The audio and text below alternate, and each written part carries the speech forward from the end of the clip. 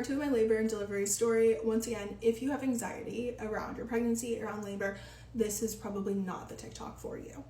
So where I left off previously was that my nurse said she was going to come and do a cervical check, and I immediately knew something was off. I didn't know what though. I actually said to her, I was like, oh, is he not head down anymore? Because during my pregnancy, he really wasn't head down a lot. And so I was like, oh shoot, maybe he rotated and they're nervous about that. And she's like, no, he's head down. I'm just gonna grab your doctor really quick. I want a second opinion. I don't like to just make rash decisions. And I was like, okay. She leaves the room. I look at my husband and I go, something's wrong. I don't know what's wrong, but something's wrong. My doctor comes in and she's like, hey, I'm gonna do a cervical check. I was like, okay.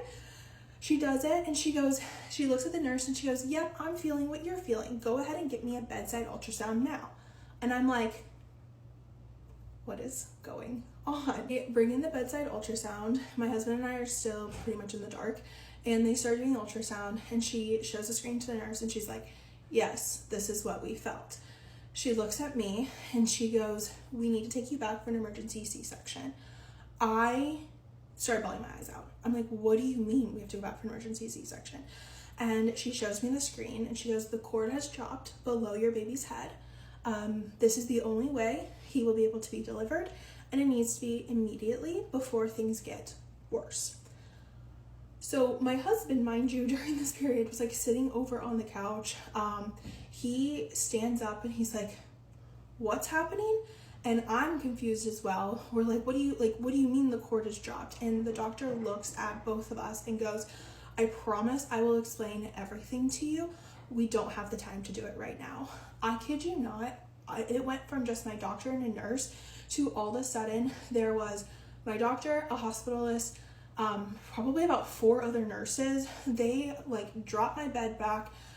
They are handing me papers for me to sign. They are rolling me back for the C-section. One nurse stays with my husband.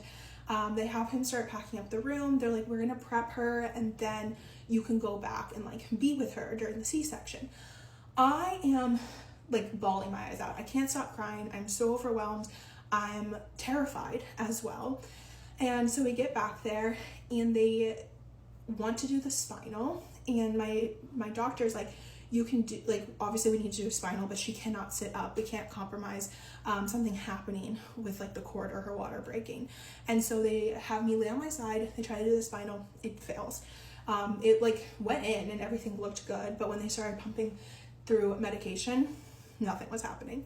So then the anesthesiologist looks at my doctor and is like, can we have her sit up for literally 30 seconds to do an epidural?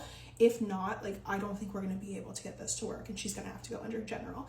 And my doctor's like, yes, but literally 30 seconds.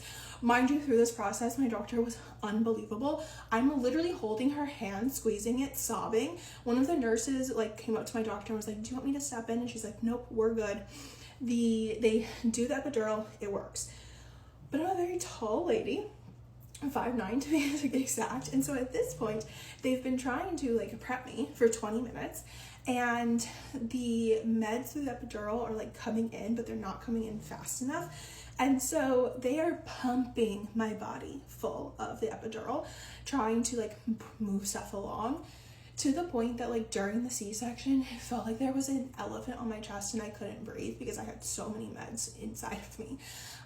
And so the C-section actually goes really well. I hardly lose any blood.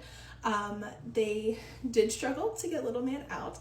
And my doctor ended up telling me afterwards, she was like, even if this wouldn't have happened with the cord, you would have always ended up having a C-section because he did not want to leave your body. And so he's born, he's healthy, everything is amazing. I get to do skin to skin with him. Like I said, the C-section went really well. We go back to the recovery room, and that's where stuff took a massive turn, and I'll do that in part 3.